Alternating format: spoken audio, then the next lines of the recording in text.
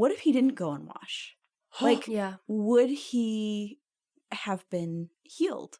Faith and obedience go hand in hand. Absolutely. And in this case, it's so simple.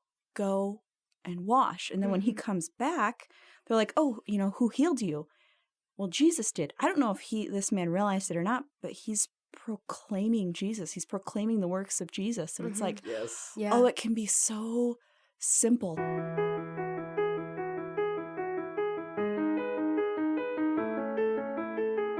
You're listening to If That Makes Sense. It's Family Life's podcast about life following Jesus. I am Tim. I'm in Family Life's radio department.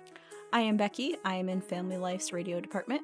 And I'm Hope, and I'm in the performing arts department. We are walking along with Jesus still, and we're in chapter 9 of John's Gospel.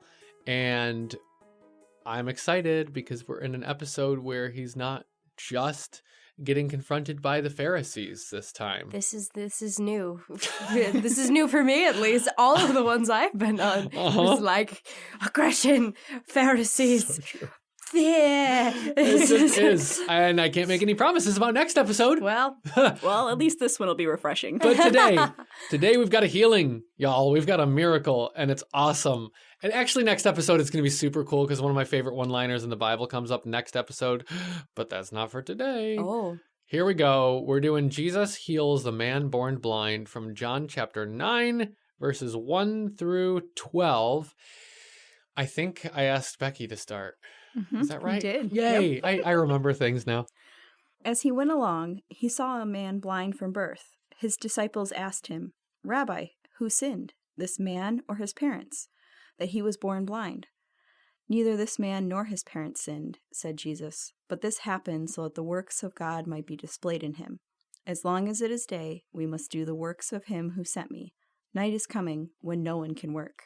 While I am in the world, I am the light of the world. After saying this, he spit on the ground, made some mud with the saliva, and put it on the man's eyes. Go, he told him, wash in the pool of Siloam. This word means sent. So the man went and washed and came home seeing. His neighbors and those who had formerly seen him begging asked, Isn't this the same man who used to sit and beg? Some said he was, and others said, no, he just looks like him. But the beggar kept saying, yes, I am the same one. They asked, who healed you? What happened? He told them, the man they called Jesus made mud and spread it over my eyes and told me, go to the pool of Siloam and wash yourself. So I went and washed, and now I can see. Where is he now? They asked. I don't know, he replied. This is like one of those stories that I feel like I want to use like the phrase like deceptively simple. Like it's just something happens. It's a miracle, no doubt about that, but it's the Bible. Maybe you're expecting to see miracles. Yeah. It's not like there are these things that I can't help but feel like they are these ironies. There's like, oh, there's more here. That was a simple sentence. Oh, yeah. But there's so much to unpack in that. Or even like you said, oh, it's a simple story. This is something we teach to our kids inside. He just made a man who has been blind his entire life see. Yeah. By putting mud on his eyes and telling That him to he wash. made out of saliva. Yeah, come on. Oh, I can't. I think about that and I'm like, I don't care if it's Jesus' spit. I don't want that. But I would if it was a miracle. Isn't it like, man, I don't even know where to start with this. This has that, can we agree that there's something as like a Bible weird? This falls into that like Bible weird genre where you're like, why? Oh, for sure. Why does that happen? We all accept that because maybe, like you just said, Hope, maybe we've taught this in Sunday school. Maybe you've already heard it a long time. But if you're hearing this with fresh ears, maybe that's the first thing. You're like, hold up, spitting, touching face with spit mud. What? But the first thing that gets me is even before that. Verse 2 is where I see the first irony in this story. And there's two parts of the disciples' question that blows my mind. Rabbi, who sinned, this man or his parents, that he was born blind. Mm-hmm. Like, there's so many assumptions layered into that question. That, first of all, that his sins in life could have been seen ahead of time by God, and that he would have been judged before he was even born, to be born blind, because God knew he was going to sin. Mm-hmm. I don't know if any of us think that way. Yeah. But apparently the disciples were. Why else did they ask, Jesus, did this guy sin or does his parents sin because he's been blind his whole life? Yeah. What? Why would they just ask if his parents sinned? Like, if that's their line of thinking, okay, why not just ask if his parents sinned? Because why would he be born blind? Did he sin in the womb? Is that even possible? Or Right? I guess maybe the assumption that we're all born sinners is Mm. probably what they're operating off of, that, like, not having had sinned, but being born into sin or being born Mhm. with sin is probably what they're going And- for with. And it's at least it's at least part of it, but here's where I think it even gets a little different, Hope, because they're saying, it seems anyways. Oh, yeah. Like, they're saying there's something particularly bad here. Yeah. Because he's blind and he's always been blind. And this is the disciple saying, Yeah. we think God always works like this, that it must be a punishment for somebody. So did God look ahead in this man's future and know there was going to be some particularly bad sin that he Mhm. needed to be born blind for? Yeah. Now, I don't know. I'm Yeah. reading that I'm just assuming the disciples imagine that he's not going to sin in the womb. And the disciples, if they believe that everybody's born sinful, well, then why would he be born blind? Yeah. Any more than anybody else was Yeah. born blind. It's so weird. Yeah. It's so interesting. Can you imagine the pressure of living in a time period where if something is physically wrong with you, it's assumed that you sinned? Because in that time period, if a woman couldn't bear children, Yeah. it was assumed that it was her problem and that Mhm. she sinned and she needed to repent and fix the problem. Can you imagine that, how much pressure that would put on just life in general? It's like, Yeah. oh, if something's wrong with me physically, then there's something in my life I have to really reflect on and figure out what I did wrong to then try and fix it. Yeah. Mm. Absolutely. Touchy topic here. And I'm not the one with the answers. Somebody with the right answers for this needs both a medical degree and a theology degree, but I'm Yes. going to glance on it anyways because you listening need to know we're thinking it too.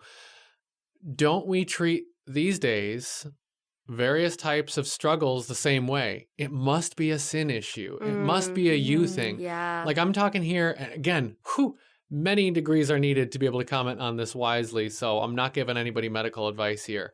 But don't we treat a lot of mental health this way? Absolutely. Got to be your sin. It's got to be your lack of faith. You must be, if not judged, at least receiving consequences from God, because otherwise this wouldn't happen to you. Yeah. You must be sinning.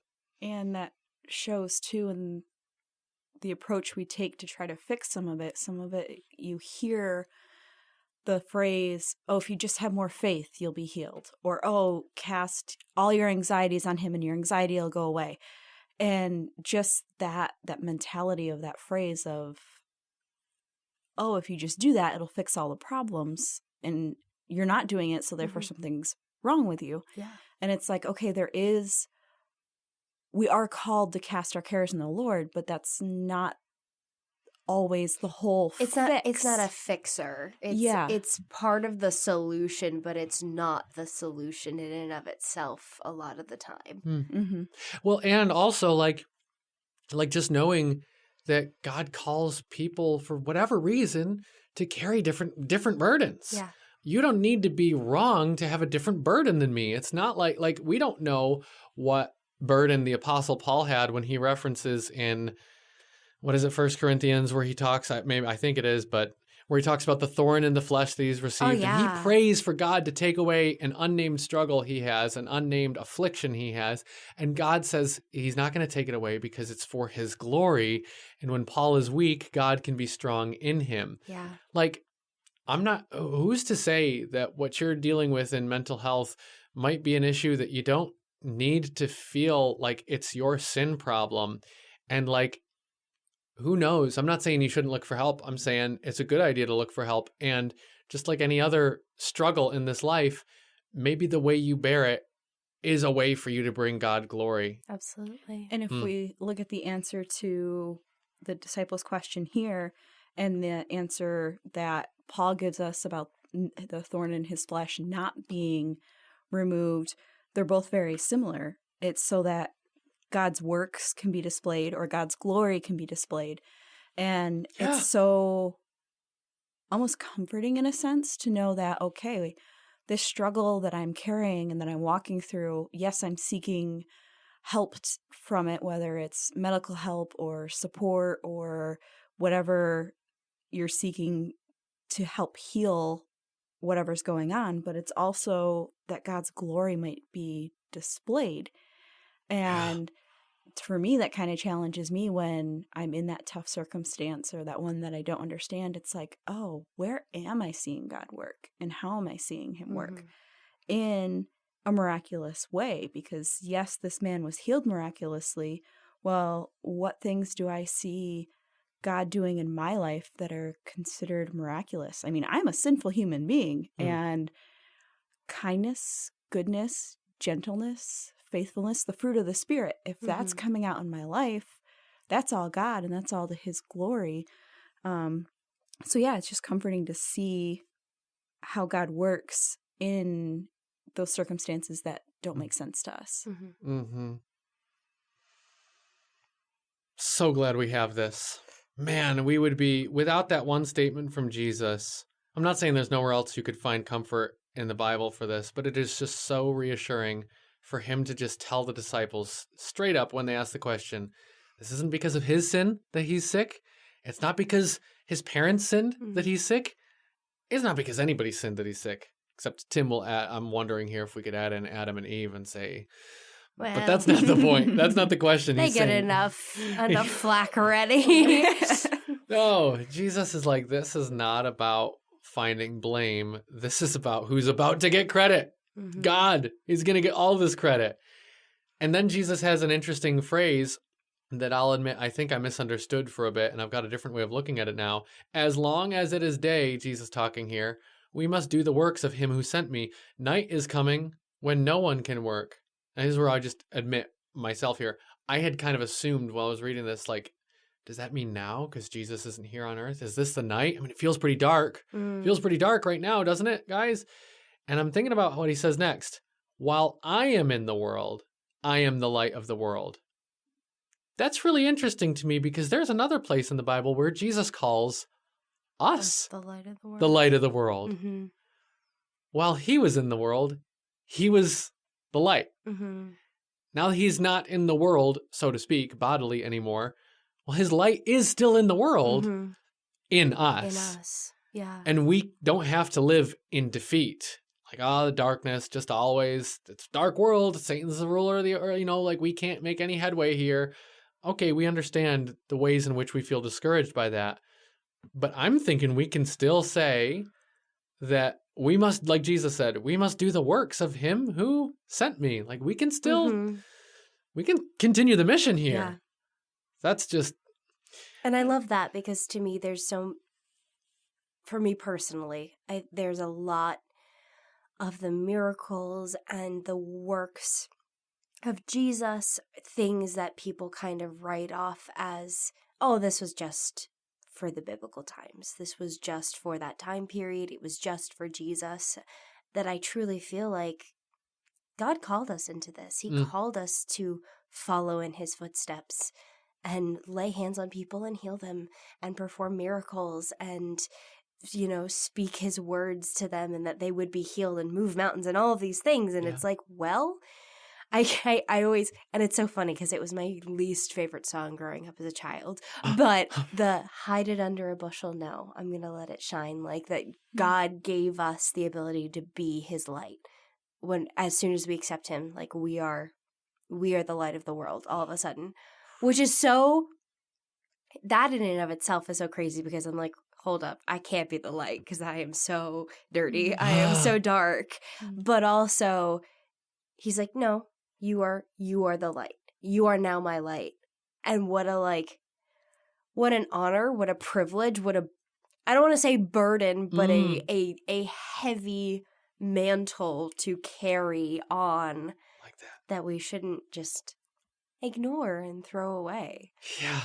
Yeah, and hope sometimes I think we can overcomplicate it and be like, oh, but it's so complicated how I guess what I'm trying to say sometimes, like, I can be intimidated to be that light. But if I look at this blind man's response to having the spit mud put on his eyes, Jesus told him to go and wash in the pool. What if he didn't go and wash? Like, would he have been healed? Like, how could this story have played out differently? Yeah. And that just got me thinking. I'm like, faith and obedience go hand in hand. Absolutely. And in this case, it's so simple. Go and wash. And then when he comes back, they're like, oh, who healed you? Well, Jesus did. I don't know if this man realized it or not, but he's proclaiming Jesus. He's proclaiming the works of Jesus. And it's like, oh, it can be so simple. Sometimes I get so caught up in the pressure or the feeling unworthy or I can't do it. And it's like, oh, but faith and obedience go hand in hand. And it's just as simple as going and washing, going and doing. Yeah. It's so simple. It's so simple. And like, it's so accessible. And yet you can absolutely see in every way how somebody would keep themselves from experiencing this. Oh, absolutely. Because even as a Christian, I've experienced that of being like, it's right there. It's so easy. I don't want to do it. Why? A million different reasons. I'm scared. I'm worried. What are people going to think of me? Yeah. What's going to happen to me? What if I do follow this? What if I don't? How's it going to change my life? Like, you just... And of course, those thoughts are not from God because he's not going to keep you from something good. So it's like, it's really easy to just right off the path. What if he had said, if this guy was really a healer, he wouldn't need me to wash myself with water. If he were really a healer, he wouldn't even need mud. What is this guy? Yeah. Like, I don't understand how he's doing this process, so I'm not going to follow it. Like, I'm thinking to myself right now, Tim, if you were that blind man, would you have listened? Yeah. In my own humanity of the way I think the world rationally works, I probably would have thought, this is crazy. If this guy were really a miracle worker of God, he would have just said the word. Or just been so desperate at that point that, like, whatever, I'll try anything. I've been blind my whole, that desperation. But you know what else he could have done, though, too? He could have said, and I'm inventing something here, but I think it's worth saying, he could have said, I've heard about how Jesus heals other people. He just says the word and they're healed. So this isn't going to work. What's he doing with me? He's doing something different with me now. Yeah. And isn't that interesting? Jesus doesn't heal people in just one way. Oh, I love that. Absolutely. He kind of tries every avenue possible to be like, listen, I'll do it and you'll be healed. I'll do it and a miracle will happen. I will touch you. I will speak over you. I will say a prayer from a million miles away. Yeah. You'll get healed. You'll be resurrected. You'll be whatever. And he's just like, don't underestimate the ways in which I will work. Yeah. And our small thinking could box him in and keep us out of getting the blessing. Yeah. And praise God, this guy, maybe he just was as desperate as you said, Hope, because it's really interesting. He doesn't completely, totally yet see who Jesus is. He's going to, and that's awesome. And he's being obedient like you're talking about, Becki. And that's super awesome because he just goes. He just does it. Like, maybe he's thinking, what do I have to lose? And that could be what any of us say, whether we are begging on the street as this man literally was or not. Each one of us is spiritually just as impoverished. He does it. He goes and he washes. This is a cool symbolism here. The pool's name translated means sent. And the man was sent by Jesus. That's just, thank you, John, for that cool note there. We wouldn't have gotten that otherwise. The man went and washed, verse 7 says, and came home seeing. Here's where I'm thinking, like, I'm just wondering about irony, the way, authors use irony. You pay attention to, like, words that get repeated and concepts that are repeated. went and washed, blind, talking about blind here, came home seeing. Next verse, his neighbors and those who had formerly seen him begging asked, "Isn't this the same man who used to sit and beg?" Some claimed that he was, verse 9. Others said, "No, he only looks like him." I'm like, this is interesting. John, what are you doing here? There's a lot of sight talk. Well, it's definitely a miracle about a guy getting his sight back. But, and forgive me if I'm getting too, whatever, poetic here, but John is all about people reacting to or seeing, if you will, seeing Their Jesus. perception. Yeah, perception. Good word for that. Exactly. Their perception of who Jesus is. And here, a blind man is seeing and other people are dismissing him. There's just like this shallowness of thought and this judgment that they have of the way they look at this guy who they thought he could only ever be one thing. He's just that beggar. We know him. We've seen him. And they don't even talk to him.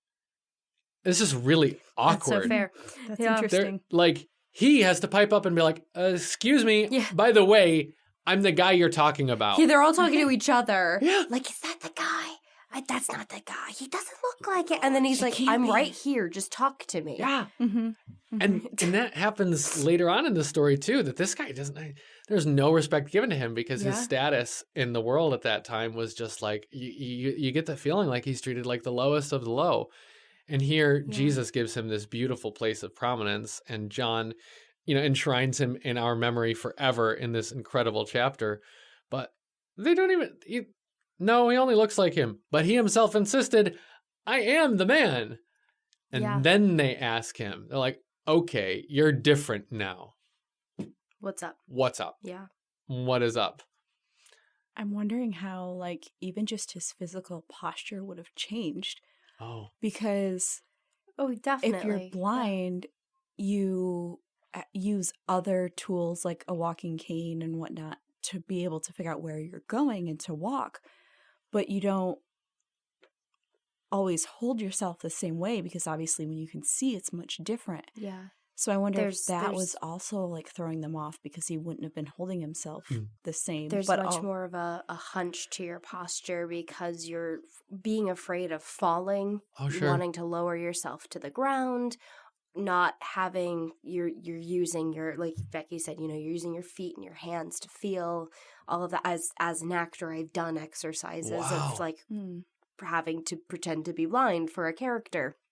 And, just you're utilizing every other sense. And so you hunch into yourself. And if all of a sudden this man is walking, standing upright, tall, looking around, of course he's going to, even though it's obviously the same person, there's still that, it's like the Clark Kent glasses thing. Yes. Like that's kind of how it feels. But it's like, that's kind of You're what not it is. Superman, right? You don't act like him. Exactly. You look just like him.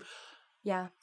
That's kind of blowing my mind. I'm never going to read this ever again without thinking of Clark Kent and Superman because they see the same man. They probably, it's his hometown. It's his neighbors and those who had seen him before every day on their way to work, you think of.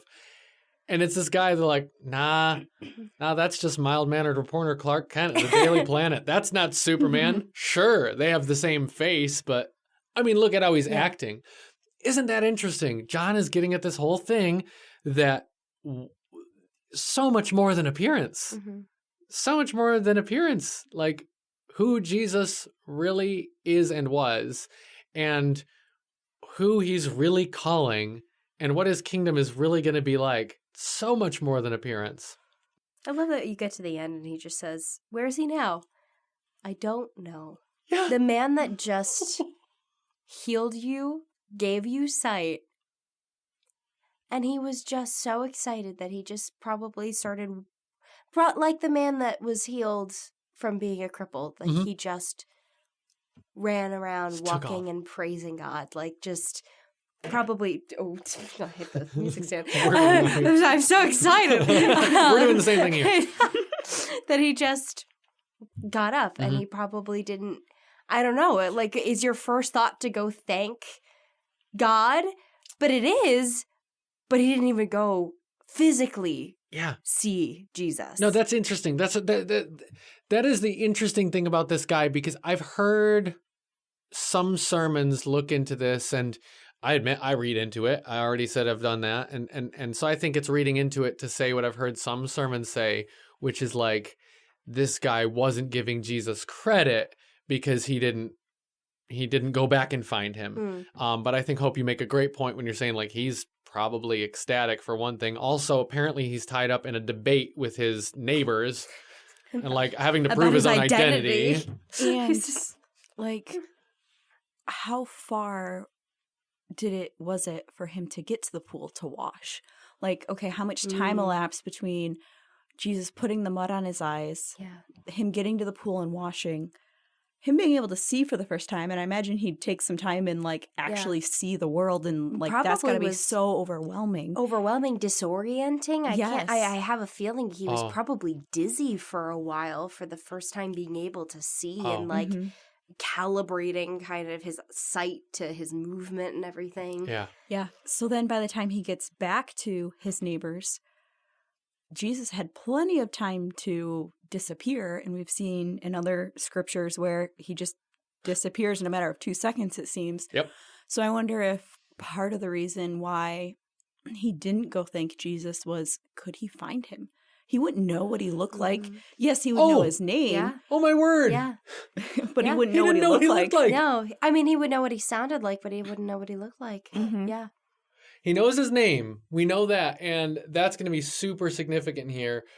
Especially, actually, I mean, we can even go as far as to say, we're going to look at in next episode what happens. This guy is brought by his neighbors. So they I don't know if they physically take him, but he is brought by them to the religious authorities. So this guy's tied up. Yeah. Like he not literally, but he is encumbered with this situation. He can't just up and run back to Jesus, it seems. Wow, that blows my mind, Becki, what you just said, that the dude had still never seen Jesus. He couldn't point him out in a crowd. He'd have to just go and say, Jesus, I know it's a guy named Jesus. Pretty common name at the time anyways, from what I understand. And man, it's so interesting how this doesn't make Jesus nervous. You know, we think about sharing the gospel or something and feeling like, oh, we need to know, did they make the decision? Are they sealed? Are they in it? Are we done? Did I tie up the loose ends? One, Jesus is God, so he has a different perspective on things, but maybe we can like learn from the peace he seems to have here too, because Jesus knows that God is going to work in this guy's life and he's going to get where he needs to be. But right now, the man still doesn't know. He knows enough. He's been obedient. In fact, he can even already start testifying, and he's going to really soon. But right now, I love what you pointed out, Hope. It's still an I don't know for him. They said, what happened? Like they want to know his testimony. And he's like, all right, I'll give it to you. I'm reading from verse 11. The man they call Jesus. How interesting is that? Like he still doesn't know him. Yeah. The man they call Jesus made some mud and put it on my eyes. He told me to go to Siloam and wash. So I went and washed, and then I could see. Where is this man? They asked him. I don't know. He's in the process, and Jesus is okay with leaving him there because he knows God's still working in his life. Yeah. It's just faithfulness at every step, knowing that one, God is faithful and we can trust him and how he's working in people's lives. But two, this guy is being faithful to what he was called to do. Mm-hmm. He didn't know why he had to go and wash. He didn't know why this miraculous healer made mud for the first time in this very bizarre healing. All he knows is that it worked, and this man's name is Jesus. With the I am the light of the world statement, Jesus chose to allow somebody to see light. It's like, oh, he was blind. Now, maybe he could see shadow. Maybe it was just dark. We don't really know like the extent of his blindness, but it's like, oh, Jesus uses the I am the light of the world statement and heals somebody and allows them to see light. That's awesome. He is bread when he multiplies loaves. And he's light when he gives sight. That's awesome. This is the one. He's the one. It's really good to see him and to know, like, we know his name. The man called Jesus. Yes. That is our King. Thank you for joining us for If That Makes Sense, the family life podcast about what life is really like as a young adult following Jesus.